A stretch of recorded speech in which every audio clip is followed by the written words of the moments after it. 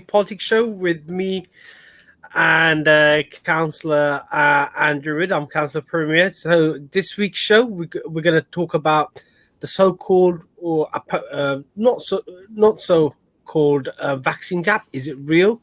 We're going to just go through the numbers. Then after that, we're going to talk about livable streets again. There's been some dramatic development where it appears that livable streets has been suspended only temporarily, but we'll talk through that. And then after the break, we're going to talk about HMOs. And then following that final segment, we're going to answer some of the questions that yourself, the listeners, have forwarded to myself and Andrew. But after this break, join us, short break, and we'll go straight into the show, kicking off with the so-called vaccine hesitancy in Tower Hamlets.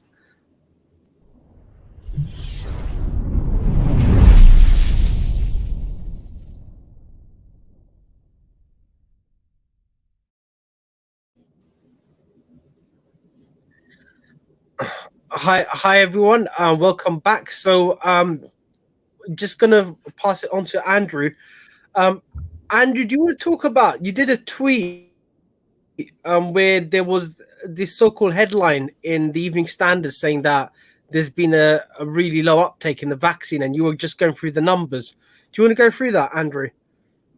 Yeah, so the Evening Standard has kind of run a couple of stories about this over the last couple of days, written by Ross Liddell, who's their journalist, and kind of the headlines are really sort of striking. So the headline basically says only 1 in 10 people in Tower Hamlets has got the vaccine so far, and that's really low. And what we've been trying to point back to him is that there are two completely separate things going on in Tower Hamlets, both in which areas we're slightly unique. So one of which is we're a very young borough. So we have the lowest proportion of people aged over 65 of any borough in the country. And we are the 5th youngest borough in the country. So if you look at the average age of people in Tower Hamlets is about 30. And the UK average is 40. So we're 10 years younger than the average. So if you're thinking about vaccines mainly so far being given to older people, because we don't have many old people in comparison to other areas, as a result, definitely we have a low vaccine uptake. But there's a second, much more important issue, which is the main issue to discuss tonight, which is then the uptake by ethnic group. So the numbers that he quoted, and they're similar to what I quoted a couple of weeks ago. So what he has reported, and this is coming from the council, so 56% of Black people over 70 have been vaccinated so far. That's compared to 69% of South Asians. And actually that number has improved a lot in the last couple of weeks, but compared to 85% of our over 70s who've been vaccinated, which means in total, 70% of the people who've been offered a vaccination so far have had it, and 30% haven't. And obviously that means that's a group of people who are potentially still exposed to COVID, and who, if they were to be infected, could still die from it. So it's a mixture of good news and sort of not so good news there. And I guess one of the major issues is how do we make sure that all the groups in society get the vaccination? And Dr. Soman Banerjee, who's the Tower Hamlets Council Director of Public Health, he gave some what the reasons why he thought it was happening in the last Overview and Scrutiny Committee meeting. And then he thought one of the contributing factors may have been people's awareness of the vaccination centres. So, for example, the vaccination centres have mainly been the Excel Centre in Newham. Lots of people know that place, but lots of people don't. And where they've not been doing the vaccinations has been in local GP surgeries. And he was making the point that if you look at flu vaccinations, that actually the South Asian community actually probably have a slightly higher rate of flu vaccines than the rest of the community. And that had been reversed in COVID, but these latest numbers show that there's been a bit of a catch up, but not within the Black community, which is mainly the Somali community, who is still behind, and trying to fill that gap is clearly a very important issue. Yeah, I think we need to look at the numbers and just hone in on that. There's been a bit of debate on this ethnicity gap. There was a recent survey brought out by an organization called the Muslim Census, and I know the Muslim community covers very wide minority groups, like diversity in itself. But it was just showing that previously, when they talked about the vaccine hesitancy, they looked at very small samples. So they decided to do a very large sample of about 1,500, I think, over 1,000 definitely respondents, and it came up with a different set of figures at the vaccine hesitancy. 70% were favorable towards the vaccine, and then the remaining 30% was either hesitancy or downright don't want to take it, which is a totally different picture. And it just shows that we need to look at figures and look at the facts, and then tackle it in those ways. I think there are issues of underlying health inequalities and how people, just whether we have correct infrastructure. And I think definitely there's a lot of marginalized groups out there, which have been sort of like ignored in terms of public health provision, and that's coming through in terms of the vaccine uptake. And we need to look at that, because one thing about COVID is it's shown that the health of a neighbor, so everybody's health is linked to everybody else. So the health of your neighbor is linked to your, and well-being is linked to your well-being.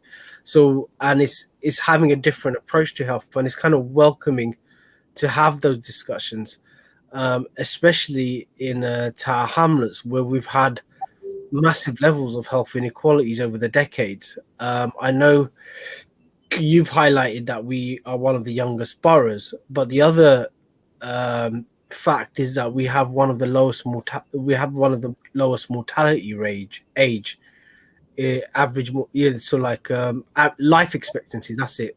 One of the lowest life expectancies in London boroughs. I think Newham beats us by a year, but after Newham, so it just shows that there's massive issues that have been underlying and has been exposed by COVID, and hopefully by putting in the infrastructure in tackling COVID-19, like vaccine or test and tracing, that we could use that same infrastructure to tackle these other underlying issues. Has there been discussions about that in terms of, I think the conversation I'm having is COVID is going to be with us for years to come, in the sense that a lot of I've heard people saying there's going to be annual rounds of vaccinations because of variations or mutations in the virus, a bit like seasonal flu. So these structures are going to become more and more permanent, and we've seen that with the government having a different approach to health, making it much more centralized. Have those discussions been had in Tower Hamlets as well, that is making us have a different view in terms of how we approach public health? So I think, yes, I mean, it's widely known, obviously, that we have this problem. It's certainly been in newspapers a lot over the last couple of days. The Guardian ran a story about London more generally today, I think, as well. But there is one little piece of good news. I was actually just double checking the percentages in January compared to now, because on the 25th of January, we were kind of told at that point that only 37% of South Asians had got the vaccination, and this is people mainly over 80. But now that's jumped to 69%, and that's everybody over 70. So it does suggest that in the last month and a bit, there has been a bit of a catch up. So, for example, the Black community has gone from 26 to 56%, but the white community has gone from 71 to 85%. So there is still a bit of catching up to do, but it has improved. And I think the other key point about this, and one of the reasons why we're talking about it tonight, is communications. It's the importance of getting the message out there. We've seen the East London Mosque being very active in this area as well. And we just need to get the message out to people that it is safe to get vaccinated. And we've seen lots of people kind of do pictures of themselves being vaccinated. Prime ministers and ministers, and I think the Mayor of London, I think Sadiq Khan, I think I saw a picture of him being vaccinated as well today. So if he can do it, why not everybody else? And definitely it's getting the information out. I know I've had phone calls from residents saying, where can I get the vaccine, and I had to explain it to them that it's based on health risks, etc. That it's not based on sort of like on demand, so to speak. You can't have vaccination demand, and so I just explained the risk categories, and they said they're going to ring their GP practices up. But it's just basically just explaining that there's priorities in terms of how this vaccine is rolled out. I know the government, the initial priority was above 70, now it's above 65. I know that there's been a call out amongst frontline voluntary services, groups that do food banks, that they've been asked by Tower Hamlets Council to hand in a list of volunteers as well, because of the risk of them working with people.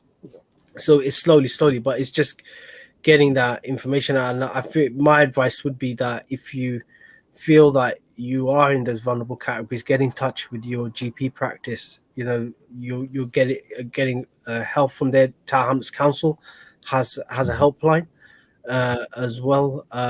Go on the website. There's a helpline. There's callers with community languages. If you have it difficulty in understanding or expressing yourself in English, there are community languages. Andrew, is there going to be any further push on this? Is there any development of strategy? Have you, in terms of from Tower Hamlets Council? No, so the main thing was the helpline that you just talked about to try and sort of get the message across. But the national, campaign is moving at great speed. So they're talking about basically doing everybody over 50 by sort of end of March, April, which is, it's kind of six weeks away. So we're not talking about a huge amount of time, but I think the risk is what we don't want to have at the end of that kind of campaign is groups or gaps within the community. And I think we'll obviously have to focus on those groups at some point to make sure that they're not missed out, because, the way things are going, I think is by summer, everybody will have been offered a vaccination. So, and the other point, of course, is, in lockdown, it's not a huge issue, because at least in lockdown, everybody's been protected. The problem is going to come when lockdown starts to lift and people get out into the community more and start to interact with other people. And that will be the point of maximum risk for the older generation, because people in their households might start to work again and be mixing with other people. And it may well be that some of those people are infected. So the risk isn't so much now, but it will be, come April time and May, if lockdown is eased. No, definitely. And I think the risk hasn't gone away. There is the variants, etc. I've been looking at the COVID dashboard. There are sort of like hotspots in West London, although overall it's going down. And speaking to people in the health profession, that area has been identified as a hotspot for the variant.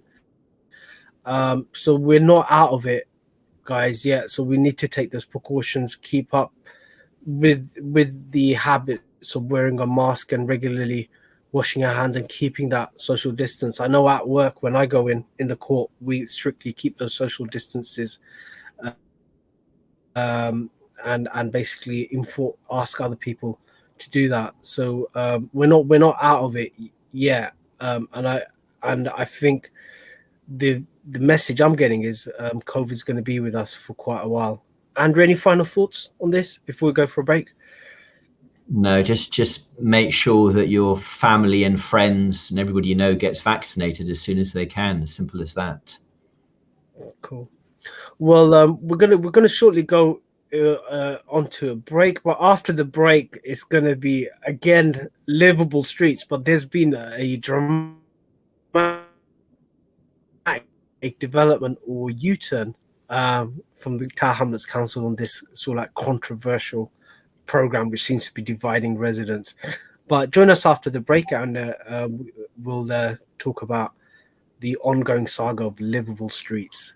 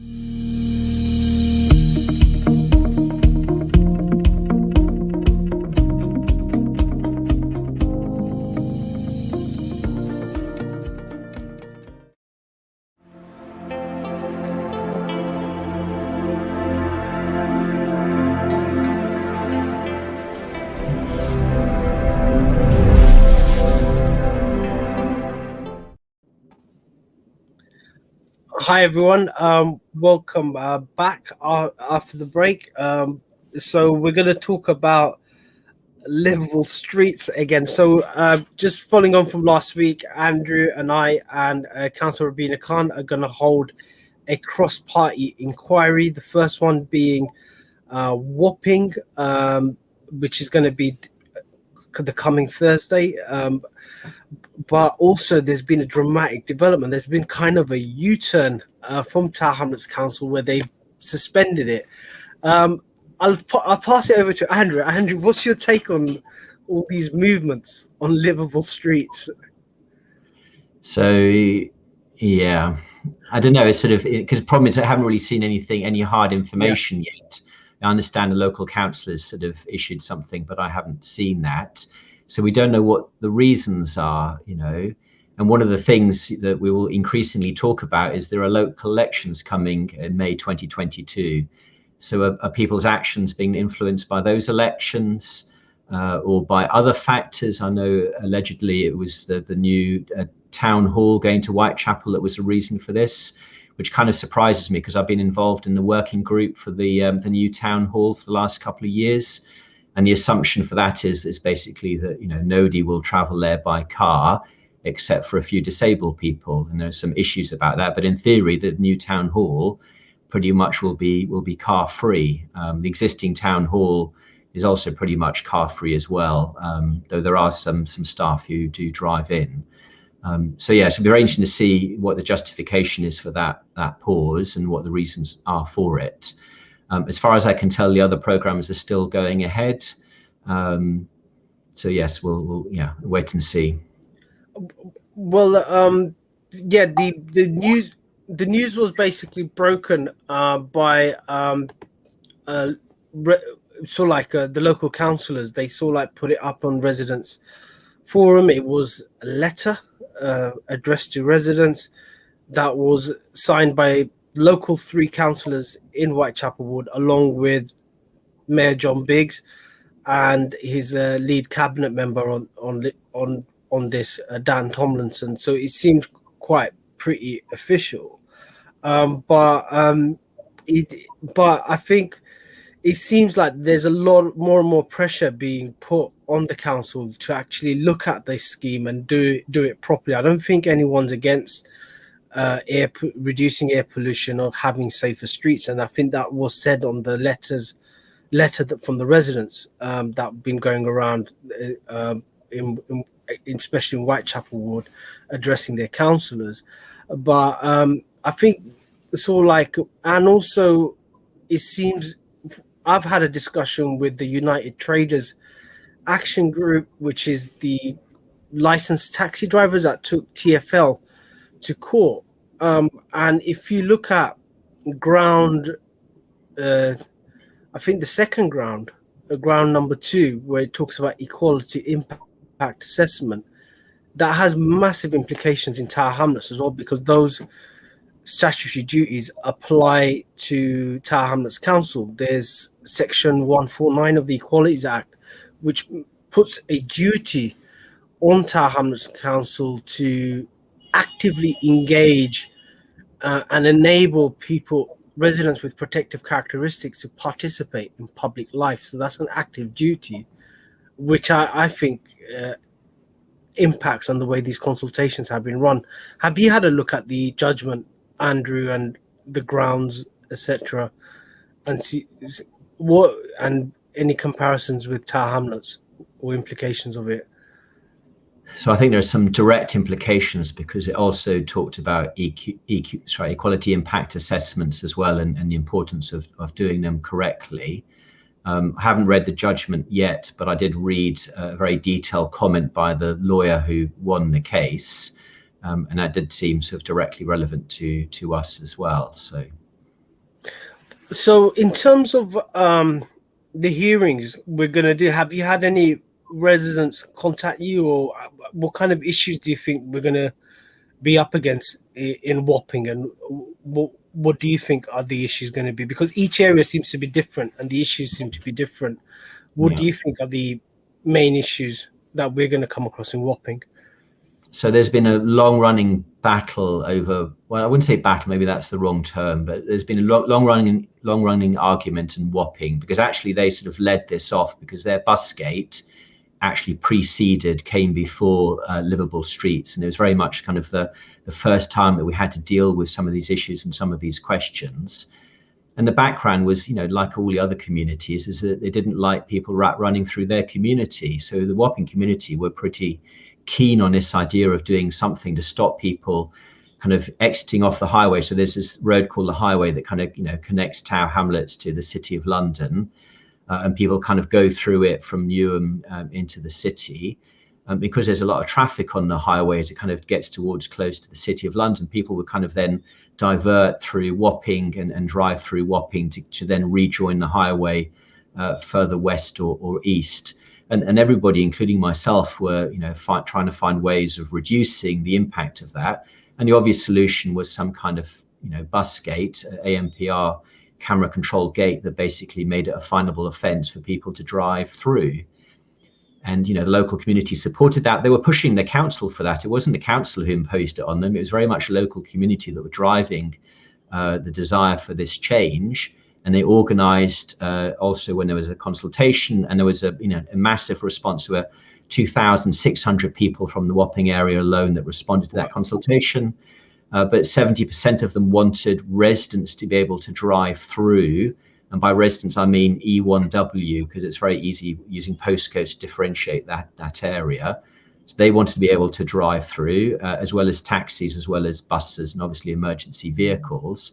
And they also wanted that bus gate to be 24 hours a day, 7 days a week. And what they ended up with is basically a bus gate that did not allow residents through, but was only operational Monday to Friday in the mornings, and then in the evening during the rush hour periods. Very different, and that was a change that was imposed from above, and it's resulted in kind of disputes within the Wapping community ever since, because everybody agrees they don't want rat running, but it's a question whether people, and the important point about Wapping is that it kind of cuts off schools, it cuts off shopping centres. So you kind of got the Waitrose supermarket at one end, you've also got some local shops also on the other side of the barrier as well. So it really does cut the Wapping community in half from that perspective. And again, particular issues with disabled people, and also with taxi drivers, because a lot of people in that area were dependent on taxis or using taxis for completely legitimate reasons. Yeah, it seems, just talking to residents in Wapping, I came across a group of mothers, and they seem pretty angry that it seems like none of their responses were taken in. It seems like there seems to be a preset view that this is what we're going to have, and regardless of what residents say, we need to drive it through. And it seems a bit ideological. That's just talking to residents, is that it seems like there seems to be some kind of anti-car kind of thing to it, where it seems like it's heresy to allow cars to, regardless of whether they're local cars, to drive through the bus gate. And it seems it's kind of semi ideological, or sort of like semi-religious, you could say, of this kind of approach to it. The bus gate, is that what you found when you've come across it? It just seems like there seems to be some ideological undercurrent to this, regardless of the facts. Well, the issue is short car journeys, and I think most people agree that we don't want people from outside of the area to be able to drive through our area. I think that's pretty common to everybody, including car drivers, because it makes their journey slightly easier if their local area has less cars. But what surprised me about this whole movement was sort of the reduction in or trying to reduce short-term car journeys. And yes, I will be the first to admit some short journeys in cars are completely pointless and unnecessary and not required, and done by people who could find other means. But a lot of those journeys are people who are going to the shops and carrying back heavy shopping. They're elderly people who don't feel comfortable going on public transport anymore. There are people with health issues, pregnant ladies, So there is also lots of legitimate reasons why people drive short distances, the shops I talked about in Wapping being particularly important. And I don't think people kind of factored in this focus on the short-term car journeys, because again, I don't think people fully understand why some people choose to drive and why it's legitimate for them to do so. And I think, it's kind of this blanket approach to try stopping all short-term car journeys.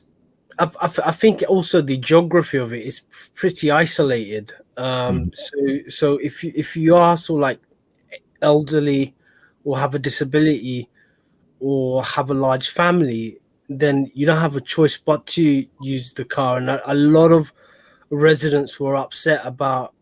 I know the local councils operate. If certain vulnerable residents, you could have a top-up taxi scheme. And there's a large number of taxi users there who are really upset because, like as far as they're concerned, it's public transport. They can't access any other public transport, so they need to, and it's had a detrimental effect on their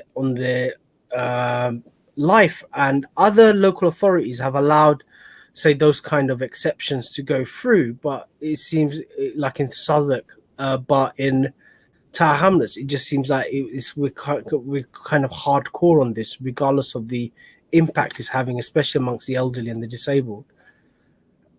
Have you come across this on this issue? Yes, and I think it comes back to the point we were talking about in the last segment. We're a very young population, and it's true. If you're in your 20s and 30s and an office worker, the reality, and if you're doing internet shopping, the reality is you probably don't need to sort of use the car much, if at all.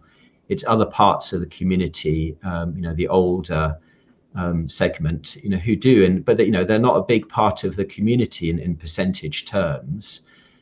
And I think the other key point about this is we should have been trialing some of these options. So, for example, in Wapping, let's trial an option whereby only E1W registered vehicles can drive through and taxis, and then compare that to what was happening before, and then see what the reduction is in traffic. I think there will be a dramatic reduction in traffic, but we never trialed that as an option. So therefore, we just don't have the evidence, because I have heard some people say that if you have those kind of schemes, that local people will actually drive even more than they do now, because the streets are kind of empty and free, and I just don't see that as being plausible. But again, let's trial it, and I think that's the solution to some of these things, is let's trial some of these ideas and see what the impact actually is.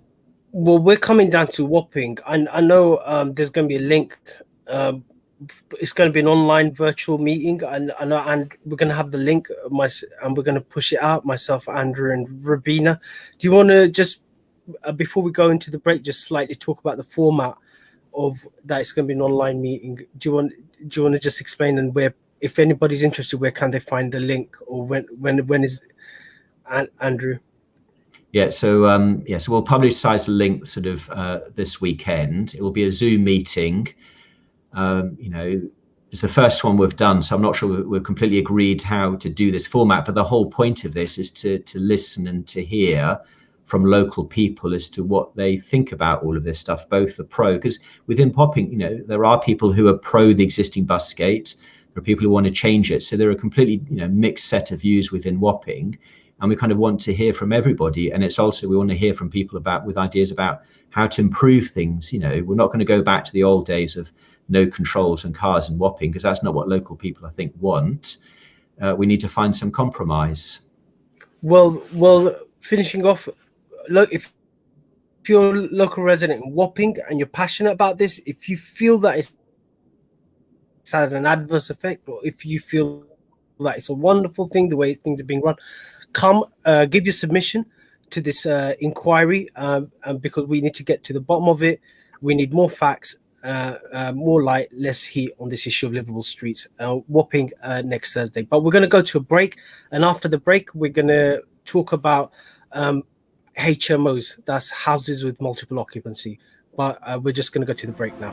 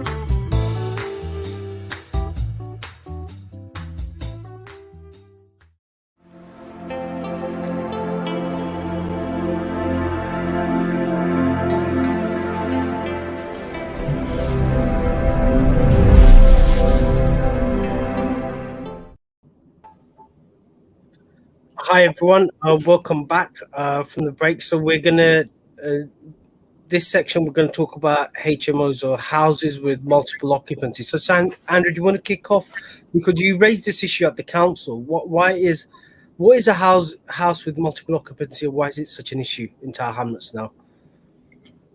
So first of all, a sort of a house of multiple occupation is basically an existing home which has been converted into a sort of, I guess, boarding house. I mean, it's another term for it, where lots of adults basically live in that house. Either kind of it's converted into like smaller bed sits, or they share. And there's some sort of technical rules about how you define a house of multiple occupation. They're called HMOs for short, so I'll use the term HMOs because house of multiple occupation is a bit of a mouthful. But if I explain what the problem is and why it's been a particular problem in my local area, and then why we raised this at the council meeting. So the problem that we have is that we have a bunch of family-sized homes that were built in the 1980s in sort of island gardens. You know, they're perfect family homes. You know, they're sort of 3-bedroom, mostly, some 4-bedroom. With small gardens out the back. And Island Gardens has always been quite a sort of family-friendly destination because of the access to parks and all of the rest of it. But an individual, he and his brother have been buying up these family homes, normally paying sort of cash or with mortgages. And what he does is he then converts them into rental properties, and then eventually in time converts them into homes of multiple occupation. And we think he owns somewhere between 100 and 150 homes within about a 10-minute walk of each other in the southern part of the Isle of Dogs. And, you know, basically he submits a planning application basically every 3 or 4 weeks. And what he basically does is he kind of takes the house and then he sort of adds something here, and then he adds something here, and he adds something here, and he adds something here. So by the end of that process, it's a much bigger property. And basically you can have 6-7 adults living in it. So the issues that causes are, you know, so the pressures on the transport network. So you go from a home designed for, you know, 2 adults and 2 children to a home with, you know, maybe 6, 7, 8 adults in it. So a lot more pressure on transport, a lot more pressure on the water network. So we have particular problems with water pressure on the Isle of Dogs because they're all having showers in the morning. Issues financially for the council because we only get one payment of council tax regardless of how many people live in a property. So again, we're having to support more people but with less money. Issues about affordable housing because these homes are being converted, but because they're done one by one, we don't get our 35% share of affordable housing. We don't get any Section 106 money. We don't get any SIL money. And then there are sort of wider issues about whether these are good homes for people.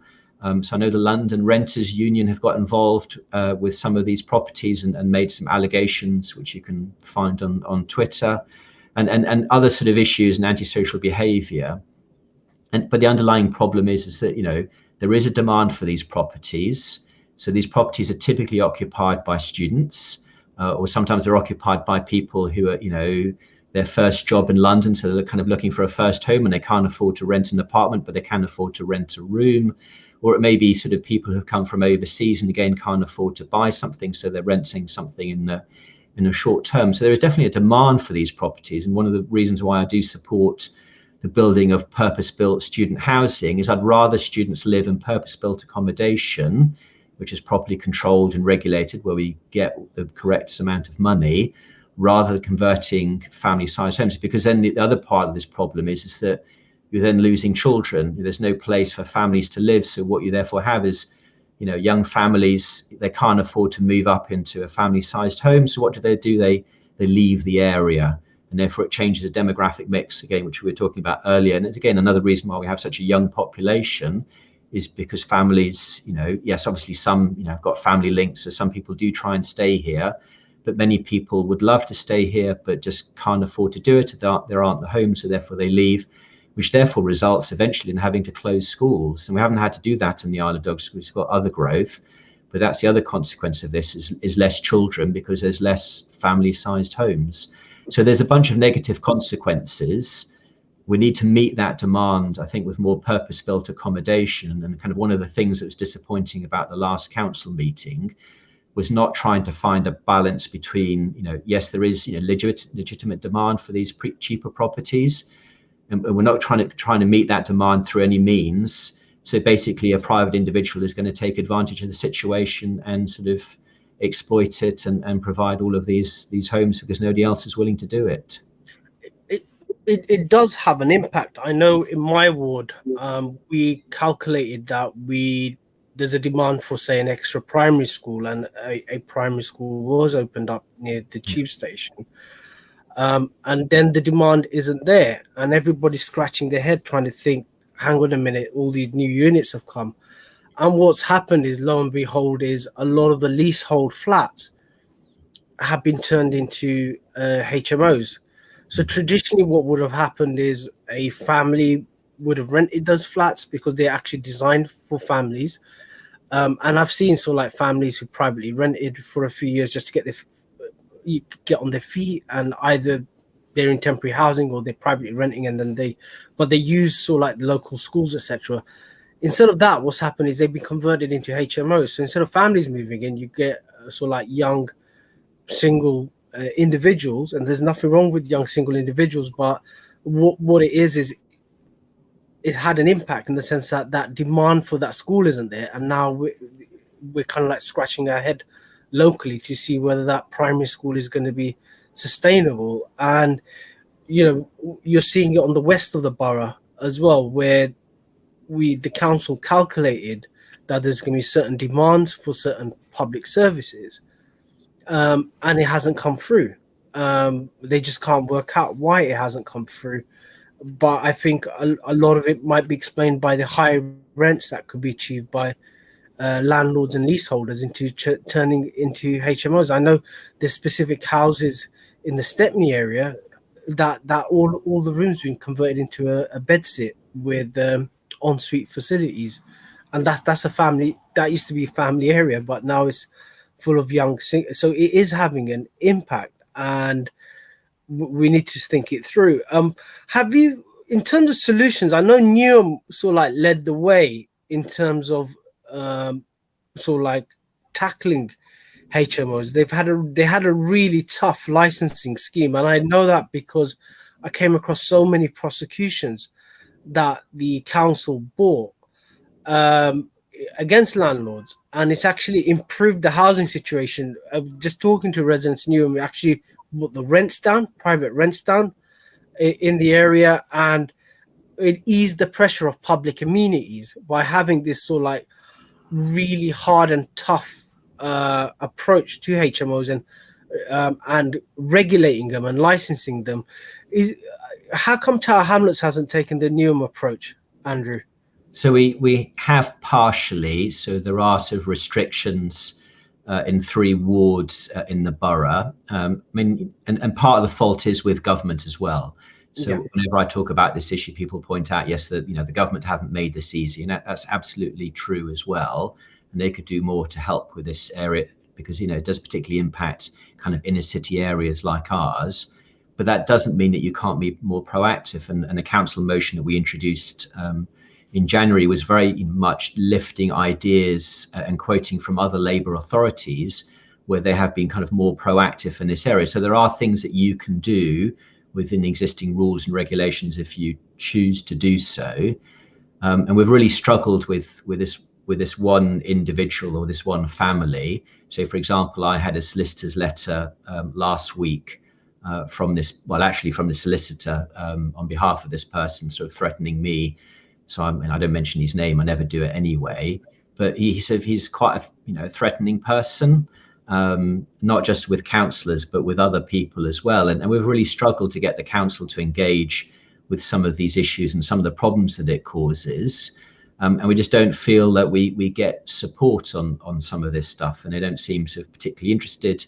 And eventually what happened in the council meeting is that the motion we presented, again, as I said, based on ideas from other Labour authorities, was kind of watered down to a point that was kind of pretty much pointless. And what really disappointed me was, I think we need to have this conversation about, we need to build the right type of accommodation for the right mix of people. So we need family accommodation, but we also need homes for people, you know, who are currently renting in HMOs, and that's student housing. And there are other ideas out there as well. So in Cross Harbour, for example, there is a kind of a shared accommodation block that was built with 722 sort of units, and it's like you have like shared kitchens, but you have your own bedroom and bathroom, but you share communal areas, and that's not cheap, but it's a lot cheaper than renting an apartment. And those are the kind of things that we should be encouraging, you know, rather than just sort of seeing all of our family homes being converted into bedsits and HMOs, which are not, you know, necessarily fantastic homes for people either. Definitely, I think having this kind of sort of like hands-off approach to the private housing market doesn't work, because what the eventual outcome in all the case studies I've seen is that rents go up, because that's if you leave a landlord to their own device, that's their natural inclination, is to drive up rents, and they will that's what, and the cost will be passed on to everybody else, and that's why you need tighter regulation to sort of like keep rents down, and that's the impact from Newham that I've spoken to people, but also to make sure that landlords actually can't pass on the costs. It's costs like extra rubbish or pressures on public communities. Like some of the horror stories they came across in Newham was people using their sheds outside their houses in the gardens as renting them out, and literally they went in area by area, going into those outside areas, and people appreciated it. They go afterwards, they just realized that the area couldn't, there were so many people living in such a small area, it's like the streets couldn't take it, and they go, it just feels much better, it's cleaner, there's less pressure, but also the rents have come down as well, because unscrupulous landlords can't charge as high as they want by just renting out a shed in a bed. But I think this is an issue that's going to rumble on, and I think we need to come to some kind of solution to it. I know, and you know, we need to have a much more better regulated private rented sector, but it's going to carry on, rumble on, and I look forward to any ideas or any proposals that Andrew's going to bring to council. We will bring it to the show first, but we're going to go to a break now, and after the break we're going to talk about listeners' questions. So join us after the break, and then we will move on to questions posed by you.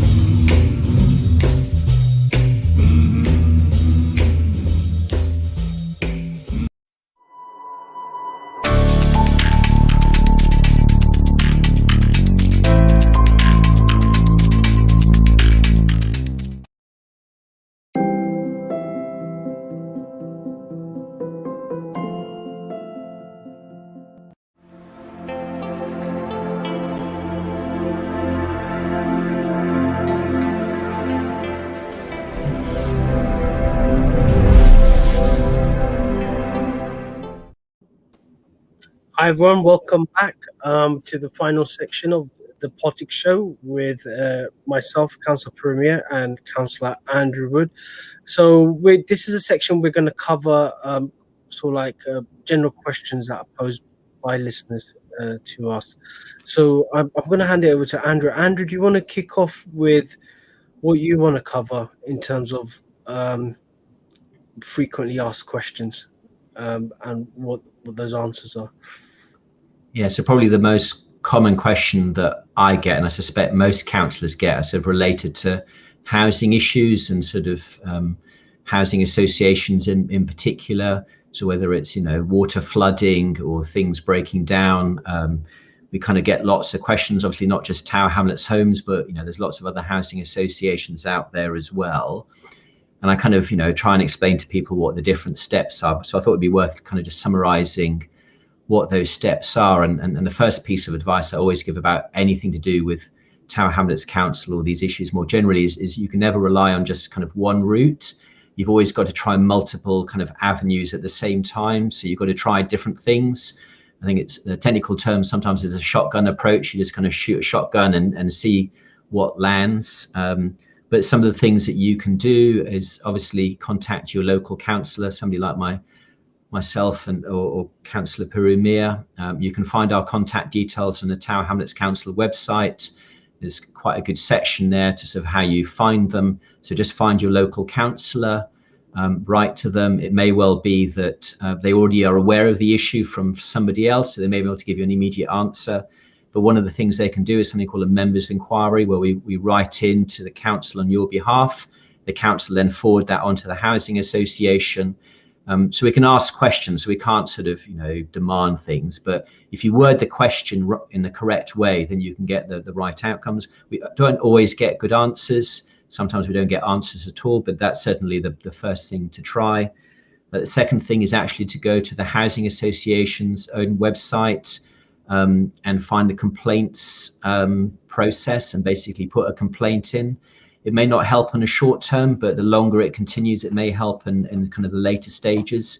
So always have a think about putting in an official complaint, because again, it's another way of escalating an issue within the organisation. There's something called the Housing Ombudsman. And it was actually a couple of years before I realised actually they're based in Tower Hamlets on the Isle of Dogs, but that's where they are. But you can't involve the Housing Ombudsman from day one. You can only involve them at the end of the complaints process with your housing association. And that's why sometimes it's important to start the complaints early.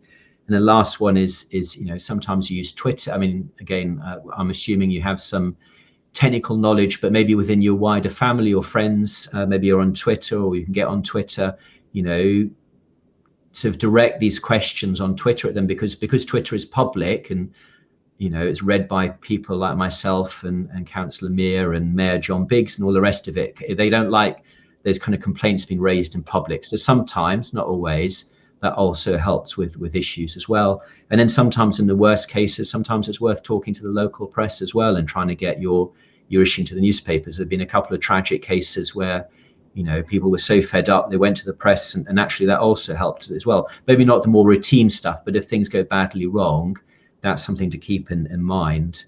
And then, talk to other people. Sometimes also on social media, I see people put questions onto social media, onto Facebook or other things like that. And what they will then find is, for a classic example, somebody was saying, oh, the water was cut off. Why? And then somebody ran, then said, well, it's because Thames Water were digging out the street around the corner.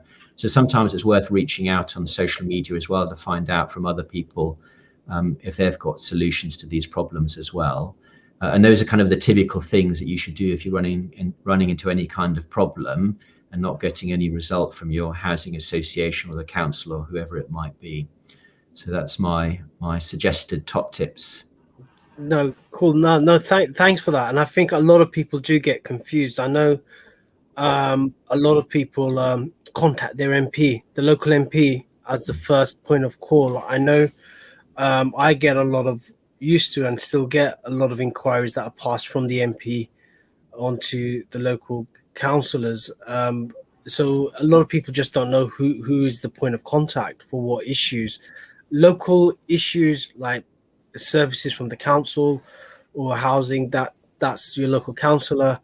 Anything to do with central government, such as immigration, or say you've got a relative stuck abroad, which is the responsibility of the Foreign Office, that you direct them through the MP. And that's the same way as a councillor. An MP can raise questions, and through those questions something gets done. And what I found was that when we raise a question about an issue, what would happen is the housing association or the council would first remedy the situation and then basically give the answer saying, we are aware of it, this is what we've done. So actually the question from your councillor actually prompts the organization to actually prioritize or fast track the action, realizing that someone's onto it, and it just gives an impetus for the situation to be solved. But definitely, any issues, contact your local council. One of the things that I've come across is the health priority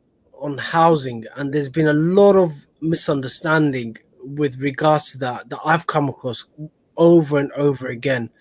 So one of the things is, if you're on the housing list, and if it's assessed that due to your health issues you need to be housed or prioritized in terms of housing, then the council has to prioritize your housing. So I'll just give an example.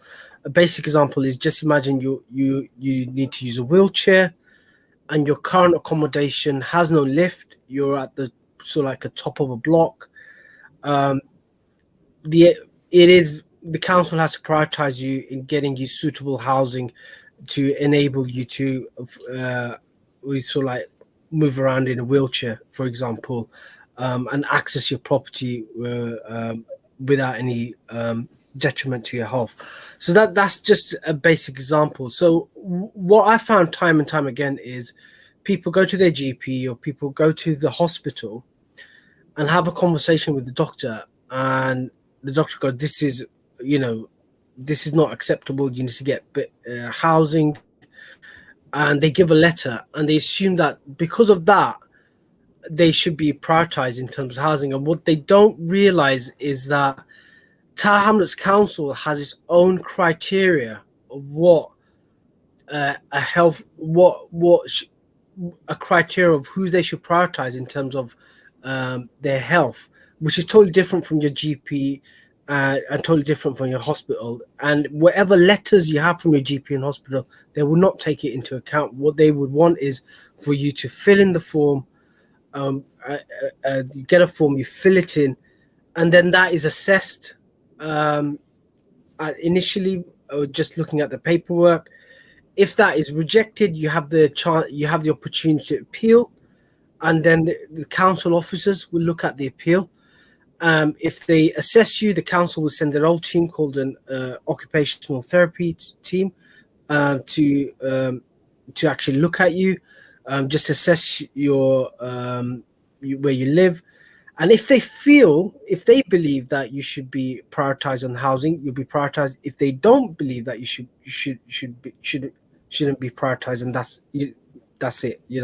Regardless of what your GP or your doctor says. And time and time again, I've had people come and go, "No, this is outrageous," and just trying to explain that to them, that it's been hard going, and it's just something that I've come across time and time again. Have you come across this issue, Andrew? In your case? It comes up a lot, and it's one of the questions I ask people who are on the housing waiting list, is that, have your health conditions changed?